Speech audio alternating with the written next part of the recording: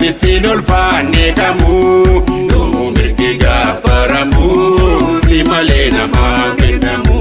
Yaa Rabbi yaa Allah nu gabroota keeti murtii laannuun qabnu murtii kee maleeti kan akka jeelchite hin jallisu waa'u daandii kan keerratti tiksinu hundaa'u.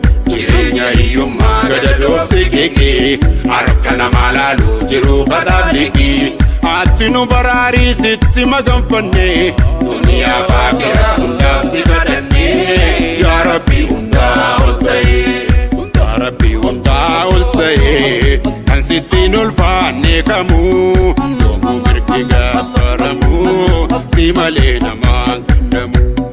Yaa Rabbi hundaa ol ta'e kan sittiin ulfaanne kamuu yoomuu mirgi gabbaramu si malee namaa kennamu.